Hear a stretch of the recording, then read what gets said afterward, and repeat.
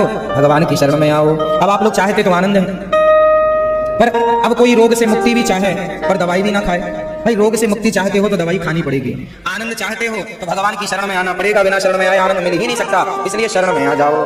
कह दो कि हे गोविंद मैं आपकी हूँ, मैं आपका हूँ, समर्पण भाव से। और एक सिंपल फॉर्मूला मैं सुखी रहने का आपको बताऊं, जो मैं भी अपनाता हूँ।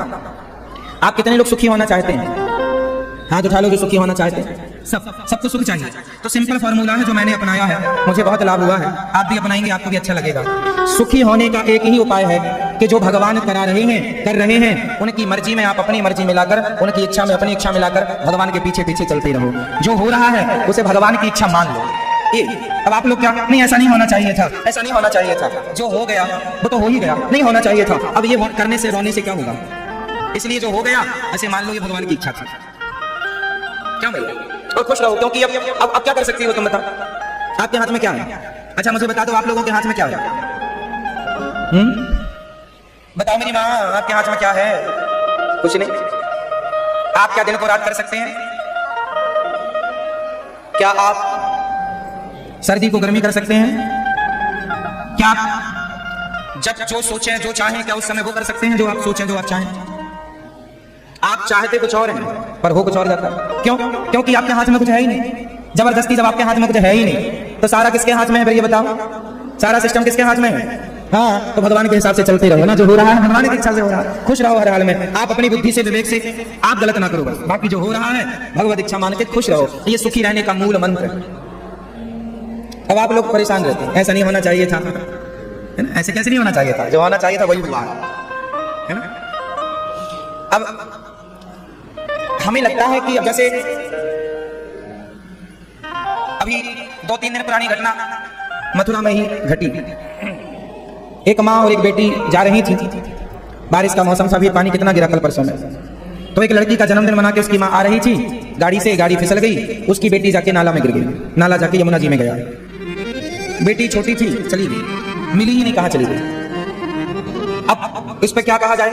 इस पे कोई ये कहे कि ना वहां से ना गुजरे होते, वहां ना गए होते तो ये घटना ना घटती। आदमी ऐसी तो अनुमान लगाता है कि वहां ना गए होते, गाड़ी से ना गए होते, वहां से ना गुजरे होते, उस रास्ते से ना गए होते तो ऐसा ना होता। लेकिन क्या बताएं, ऐसा होना था इसलिए वहां से गए। जो हो रहा है वो तुम्हारी हमारी इच्छा से नहीं हो रहा। जिसका जितना जीवन होता है उतना ही जीता है। मृत्यु हमेशा कोई ना कोई बहाना लेकर आती है और वो किसी बहाने से मारती है। बाकी हम लोग सोचते रहते हैं वहां ना गए होते तो ऐसा ना होता। जो होना है वो होके रहेगा। मति गति ऐसी बनती है कि आदमी वहीं जाता है जो होना होता है। होनी तो होके रहे, जो होना है कोई टाल ही नहीं सकता। सीता माँ का हरण रावण ने किया तो किसी ने कहा, सीता जी ने काश सोने का मृग लाने को ना कहा होता। भाई सोने का मृग लाने को ना कहा होता तो राम जी ना जाते, राम जी ना जाते तो लक्ष्मण ना जाते, फिर सीता के पास रावण ना आता और सीता माँ का हरण ना होता। लेकिन क्या बताएं, जो होना था वही हुआ, क्योंकि वो पहले से फिक्स था कि ये होना। आपके जीवन में क्या होने वाला है ये सब फिक्स है। हम लोग तो केवल वही अभिनय कर रहे हैं जो लिख चुका है, पूरा सब लिख चुका है। आज की तारीख में मेरे भाग्य में लिखा था कि आज की तारीख में मैं इतने बजे आपको कथा सुनाऊंगा। आप लोगों के भाग्य में लिखा था कि आज की तारीख में आप लोग वृंदावन जाकर के और यहाँ कथा सुनेंगे बैठ के। जो लिखा था आप वही कर रहे हैं। ये सब फिक्स था पहले से, इसलिए सरेंडर करना चाहिए ईश्वर के चरणों। जो आप कर रहे हैं ठीक कर रहे हैं, जो हो रहा है ठीक हो रहा है। हम अपने मन अपनी बुद्धि से गलत ना सोचें बस, हम अपने मन से विवेक से गलत ना करें बस। बाकी हर इच्छा भावी बलवान। जो हो रहा है वही है सही जो राम रचि राखा, को करी तर्क बढ़ा वही शाखा।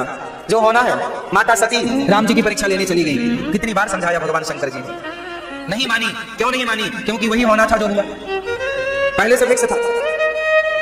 भाई माँ बाप कई बार बच्चे को समझाते हैं यहाँ ना जाओ, यहाँ ना जाओ, बच्चा जाता है और जाने के बाद वहां कुछ घटना घट जाती है। आप कहते हैं समझाया था, वो क्यों नहीं माना? इसलिए नहीं माना क्योंकि वही होना था। तुम्हारे हमारे हाथ में कुछ नहीं है, खाली रेखाएं खींच दी है ईश्वर ने। क्यों भैया? क्या है हमारे आपके हाथ में? हमारे हाथ में एक चीज है, बताओ क्या? जो बताएगा उसे एक लड्डू देंगे।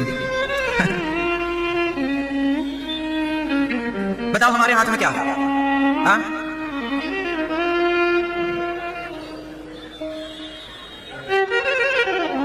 हमारे हाथ में बस एक चीज है, हम क्या कर रहे हैं और क्या करेंगे ये भी ईश्वर के हाथ में है। भगवान हमसे वही करा रहे हैं जो कराना था, है ना? आप बच्चे को दूध पिला रही हो, ये भी फिक्स था कि कितने मिनट में आप दूध पिलाएंगे बच्चे को। ये दूध पिलाना बच्चे को बोतल से पिला रही हैं, उसमें किस गाय का दूध है, किस गाय का दूध, उसके थन से जो दूध निकल रहा था वो किस बच्चे के नाम का था, पहले से फिक्स था, वो मिल गया उसे, सब फिक्स है, सब ईश्वर के हाथ में। एक चीज हमारे हाथ में है, क्या? वो है स्माइल। अपने होठों में स्माइल रखो, प्रसन्न रहो, बाकी सब भगवान पे छोड़ दो। हर हाल में घी घी घी घी बोलते रहो, घी घी घी। आपने यही बोला था तो अपना लड्डू ले लेना। मेरी माँ, इसलिए कहता हूँ तुम मुंह ना बनाया करो, तुम खुश रहा करो, स्माइल बनी रहे, क्योंकि ये मुस्कान ही तुम्हारे द्वारा हो सकती है? बाकी सब भगवान के द्वारा हो रहा है। हानि लाभ जीवन मरण यश अपयश विधिहान सब ईश्वर के हाथ में, इसलिए हर हाल में आप प्रसन्न रहा करो, खुश रहा करो। इसलिए दास रहे तो खुश रहता है। जो हो रहा है वो हो रहा, वो होके ही रहेगा, उसमें हम कुछ नहीं कर सकते। हमारी किस्मत में जितना सम्मान हमें मिलना है उतना सम्मान मिलेगा, और जितना अपमान मिलना है वो भी मिलके रहेगा। तो जो हो रहा है, जो निश्चित है, उसकी चिंता हम क्यों करें? सम्मान रखा है तो अपमान भी रखेंगे, क्या करेंगे? लाभ मिला है तो हानि भी मिलेगी, तो जितना लाभ मिला है वो भी हमारे भाग्य में तय था, और जितना नुकसान होगा वह भी तय है। इसलिए हर हाल में आपको केवल स्माइल रखनी है, ये सोच के सब भगवान के द्वारा हो रहा। क्यों भैया, किस किस को बात समझ में आ गई ये बता दो। दादाजी पीछे देख रहे हो सरकार, समझ में आ गई ना मेरी बात? भैया आपको समझ में आई? मैं आ गई। इसलिए अब आप क्या रखोगी?